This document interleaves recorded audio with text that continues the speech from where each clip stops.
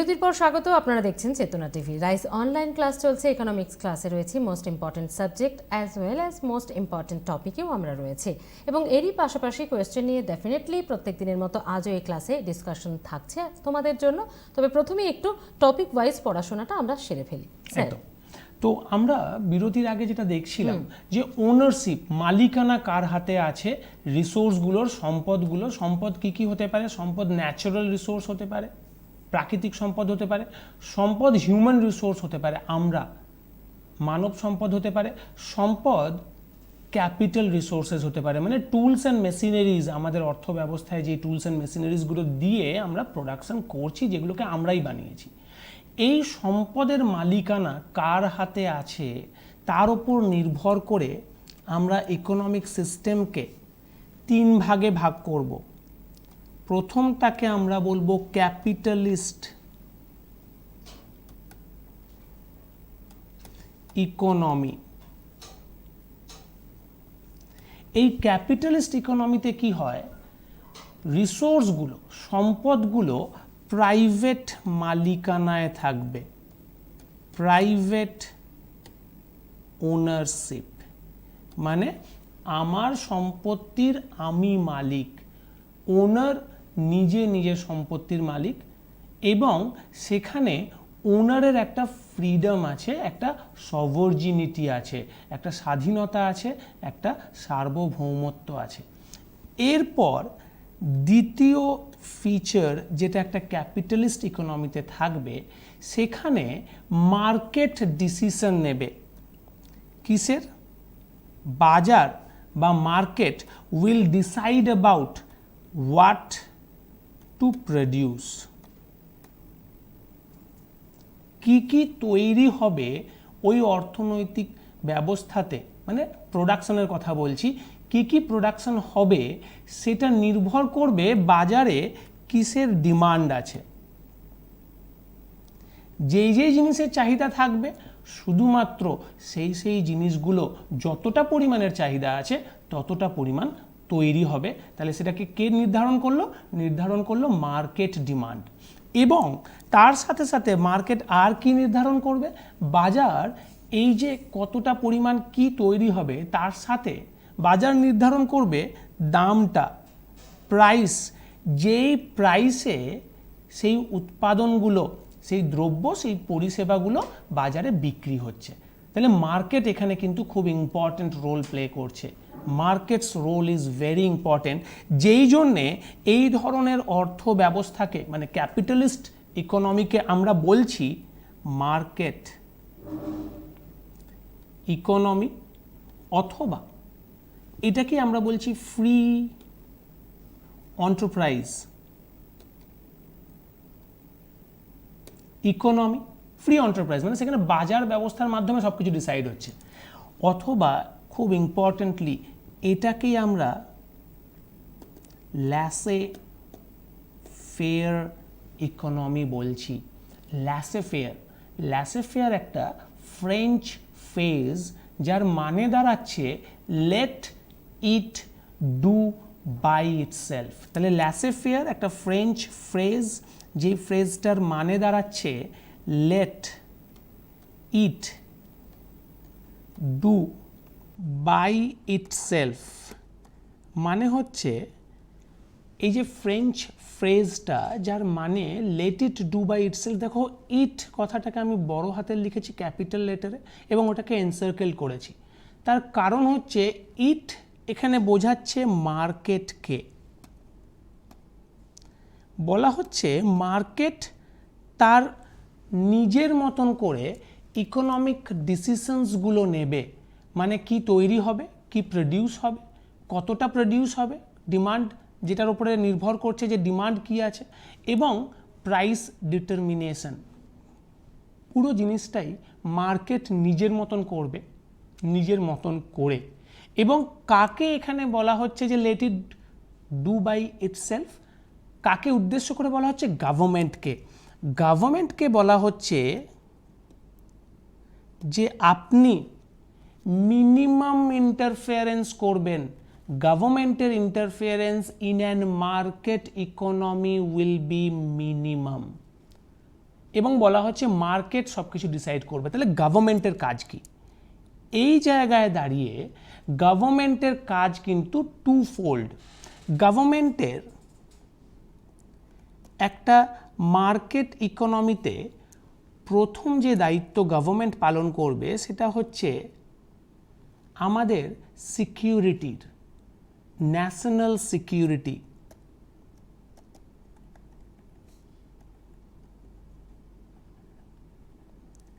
National security defence maintain করবে government, যাতে করে আমাদের সার্বভৌমত্বের ওপর কোনো যেন কান্ট্রি আঘাত না হানতে পারে।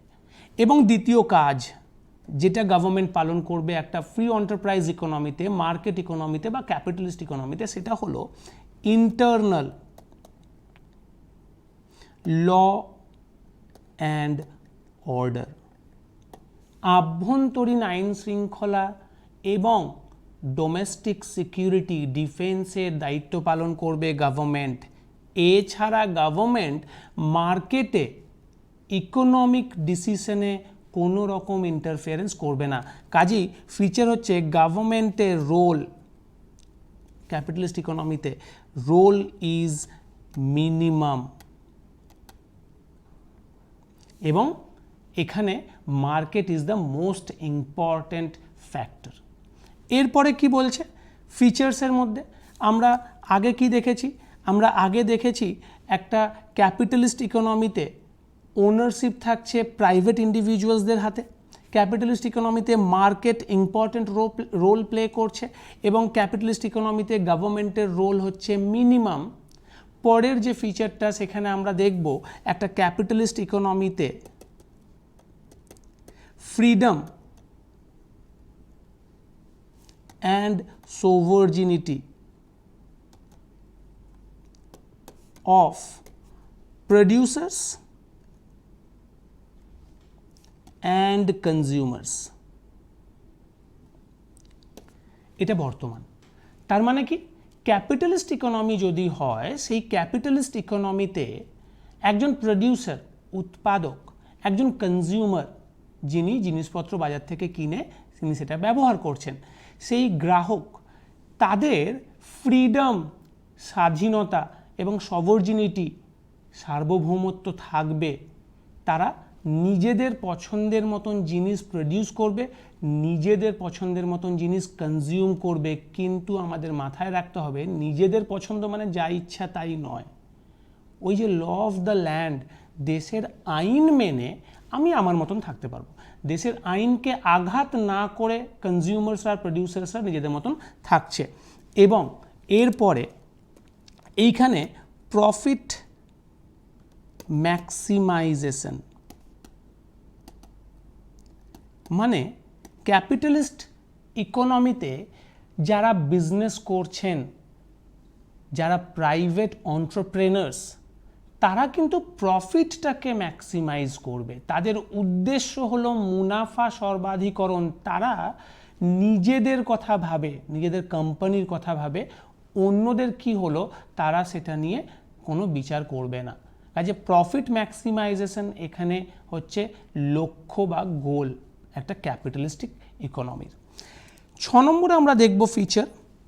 এই যে ক্যাপিটালিস্টিক ইকোনমিগুলো, এই ক্যাপিটালিস্টিক ইকোনমিতে একটা বড় ড্রব্যাক আছে। সেই ড্রব্যাকটা কি?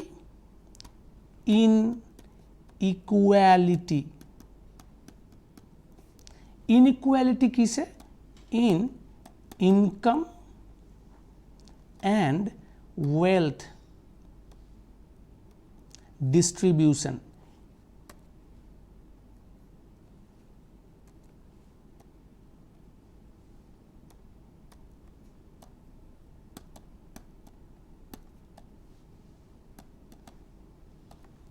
একটা ক্যাপিটালিস্টিক ইকোনমিতে আয় এবং সম্পদের বন্টনের মধ্যে অসমতা দেখা দেয়।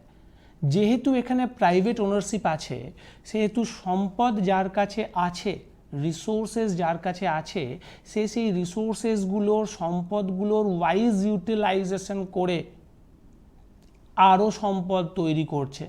যার কাছে সম্পদ নেই সে কিন্তু আরও পিছিয়ে পড়ছে। এবং সম্পদ থাকাদের যেই সংখ্যা সেটা কম, যাদের কাছে সম্পদ নেই তাদের সংখ্যা বেশি, এবং এই গ্যাপটা যদি বাড়তে থাকে ইনইকুয়ালিটির, যাদের কাছে সম্পদ আছে এবং যাদের কাছে সম্পদ, ইনকাম, রিসোর্স, প্রপার্টি নেই, তাহলে কিন্তু সেটা একটা অর্থনীতির জন্যে, একটা ইকোনমিক সিস্টেমের জন্যে একটা বাজে সিগন্যাল। এই ইনইকুয়ালিটি কিন্তু সবচেয়ে বড় ড্রব্যাক ক্যাপিটালিস্টিক ইকোনমির। ঠিক আছে, তাহলে ক্যাপিটালিস্টিক ইকোনমি কাকে বলছি আমরা? সেই অর্থ ব্যবস্থা যেখানে সম্পত্তির মালিকানা প্রাইভেট সেক্টরের হাতে, সেই অর্থনীতি যেখানে গভর্নমেন্টের রোল মিনিমাম, মার্কেটের রোল সবচেয়ে বেশি। মার্কেট ঠিক করে কি তৈরি হবে, কতটা পরিমাণে তৈরি হবে, কোন দামে বিক্রি হবে। এই ধরনের অর্থনীতিতে, ক্যাপিটালিস্ট ইকোনমিতে প্রফিট হচ্ছে মেন গোল, মেন এম, এবং এই ধরনের অর্থনীতিতে ইনইকুয়ালিটি, অসমতা দেখা দেয়। এইবার প্রশ্ন হচ্ছে, এই যে ধরনের ইকোনমি, তাদের এক্সাম্পলস কি? ক্যাপিটালিস্ট ইকোনমির এক্সাম্পল হলো United states of America, capitalistic economy. তার মানে সেইখানে maximum decision regarding economic activities বাজারের হাতে ছেড়ে দেওয়া হয়, মার্কেটের হাতে ছেড়ে দেওয়া হয়। এবং এই ক্যাপিটালিস্ট ইকোনমির অন্য নামগুলো কি আমরা দেখেছি? Free enterprise economy, market economy, laissez faire economy. Laissez faire মানে কি? ল্যাসে ফেয়ার মানে হচ্ছে let it do by itself. Laissez faire হলো একটা ফ্রেঞ্চ ফ্রেজ। তাহলে কোশ্চেন এখান থেকে কি কি আসছে?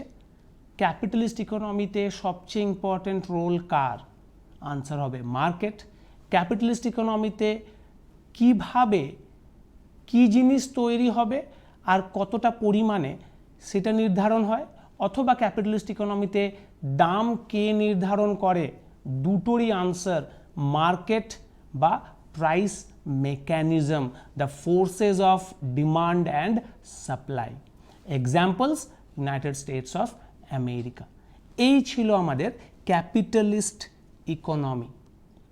ওনারশিপের ওপর বেস করে আমাদের যে দ্বিতীয় ধরনের অর্থনীতি, depending on ownership of resource, সেইটা হচ্ছে সোশিয়ালিস্টিক ইকোনমি। সোশিয়ালিস্টিক ইকোনমি হচ্ছে ক্যাপিটালিস্টিক ইকোনমির ঠিক অপোজিট। সোশিয়ালিস্টিক ইকোনমিতে কি হবে?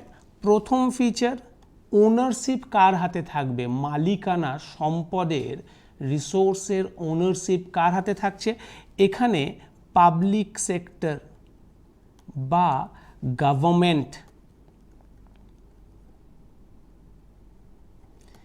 is the owner of everything. Everything মানে লিটারেলি এভরিথিং। দেশের প্রাকৃতিক সম্পদ, দেশের ন্যাচারাল রিসোর্স, তার মালিকানা গভর্নমেন্টের। দেশের হিউম্যান রিসোর্স মানে আমরা, তার মালিকানা গভর্নমেন্টের হাতে। দেশের ক্যাপিটাল রিসোর্সেস, দেশে যেই সমস্ত টুলস অ্যান্ড মেশিনারিজ, তারও মালিক গভর্নমেন্ট, রাষ্ট্র বা স্টেট বলা হয়। স্টেট, নেশন বা গভর্নমেন্টের হাতে সমস্ত রিসোর্সেসের মালিকানা। কাজে এখানে বোঝা যাচ্ছে যে ওই যে ফ্রিডম অ্যান্ড সভার্জিনিটি, সেইটা কিন্তু এখানে নেই। ফ্রিডম অ্যান্ড সভার্জিনিটি এখানে কিন্তু নীল নেই। কাদের? Producers and consumers. প্রডিউসার্সরা যারা ক্যাপিটালিস্ট ইকোনমিতে নিজেদের ইচ্ছে মতন জিনিস প্রডিউস করতে পারতো দেশের আইন মেনে, এবং কনজিউমার্সরা, উপভোক্তারা, তারাও নিজেদের ইচ্ছে মতন জিনিসপত্র কিনতে পারতেন দেশের আইন মেনে, সেই জিনিসটা কিন্তু সোশিয়ালিস্টিক ইকোনমিতে একেবারেই নেই। রাষ্ট্র যা বলবে তাই উৎপাদন হবে, রাষ্ট্র যা বলবে তাই আমাদের ব্যবহারও করতে হবে। এবং এইখানেই কিন্তু দাঁড়াচ্ছে মার্কেট, তার রোল। মার্কেটের রোল এখানে মিনিমাম। তাহলে কি প্রোডাকশন হবে আর কি দামে সেটা বিক্রি হবে, তাহলে মার্কেট এখানে ঠিক করবে না। এখানে production is done according to the need. রাষ্ট্র ঠিক করবে যে তাদের দেশে তাদের জনগণের কি প্রয়োজন আছে এবং সেই প্রয়োজন যা যা জিনিসের আছে সেই প্রয়োজন মতো প্রোডাকশন করা হবে এবং price will also be determined by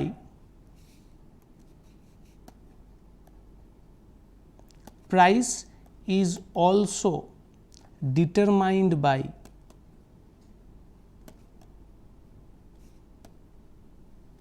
state বা রাষ্ট্র। তাহলে দাম এমনভাবে স্থির করা হবে যাতে দেশের বেশিরভাগ জনগণ সেই দামটার বিনিময়ে জিনিসপত্র কিনতে পারে এবং কি কি তৈরি হবে সেটাও দেশের জনগণের কি কি প্রয়োজন তার উপর নির্ভর করে স্টেট ডিসাইড করবে। তাহলে এই ধরনের সোশিয়ালিস্টিক ইকোনমিতে সমস্ত ইকোনমিক অ্যাক্টিভিটিগুলো কিসের মাধ্যমে ঠিক হচ্ছে? Economic planning. ইকোনমিক প্ল্যানিংয়ের মাধ্যমে রাষ্ট্র সেই দেশের সম্পদের একটা মূল্যায়ন করবে, কী কী সম্পদ আছে, এবং রাষ্ট্র তার মালিক। রাষ্ট্র ঠিক করবে সেই রাষ্ট্রের কী কী প্রয়োজন আছে, জনগণের কী কী প্রয়োজন আছে, এবং সেই প্রয়োজনগুলোকে মাথায় রেখে রাষ্ট্র ডিসাইড করবে কী কী জিনিস তৈরি হবে, কতটা পরিমাণে তৈরি হবে, কোন দামে বিক্রি হবে। কাজেই এখানে মার্কেট কিন্তু কোনো রোল প্লে করছে না ইকোনমিক অ্যাক্টিভিটিতে। যেই কারণে এই ধরনের ইকোনমিকে মানে সোশিয়ালিস্টিক ইকোনমিকে বলা হয় কন্ট্রোলড ইকোনমি অথবা প্ল্যান্ড ইকোনমি। এবং এই ধরনের অর্থনীতিতে সোশ্যাল ওয়েলফেয়ার সামাজিক কল্যাণ মানে দেশের জনগণের ভালো হচ্ছে কিনা সেটা হচ্ছে মূল উদ্দেশ্য। Profit is never main aim of the government. মুনাফা করতে গভর্নমেন্ট আসেনি, গভর্নমেন্ট এসছে তারা জনগণের কল্যাণ হচ্ছে কিনা, জনগণ আগের থেকে ভালো আছে কিনা সেটা দেখার জন্যে। এবং কোন ধরনের রাষ্ট্র এইরকম সোশিয়ালিস্টিক প্যাটার্ন মেনে চলছে? Soviet Russia, Cuba, Vietnam, China. এদের এখানে সমস্ত কিছুর মালিক, সমস্ত কিছুর অধিকার কিন্তু রাষ্ট্রের হাতে। এরপরে আমরা তৃতীয়টা দেখব। একদম স্যার যাবো, তবে একটা ছোট ব্রেক একদম ঠিক হয়ে গেছে। তবে তার আগে আমার একটা প্রশ্ন ছিল আপনার কাছে, মানে government policy and market policy related to each other বা এফেক্টেড ইকুয়ালি ইচ আদার। একদম, আমরা ওই তৃতীয় যেখানে আসব সেখানে আমরা দেখব একটা সিম্বায়োটিক নেচার আছে যেখানে দুটোই একসাথে চলছে। কিন্তু ক্যাপিটালিস্ট ইকোনমিতে মার্কেট ফোর প্লে করবে, সবার আগে মার্কেটের ডিসিশন, আর সোশ্যালিস্টিক ইকোনমি কিন্তু সবার উপরে থাকবে গভর্নমেন্ট। ঠিক ঠিক এই জায়গাটা আপনার কাছে আরো ডিটেলসে জানবো, তবে একটা ছোট্ট বিরতি নেওয়ার সময় হয়ে গেছে। বিরতির পর ফিরে আসছি এই ক্লাসে, সঙ্গে থাকুন।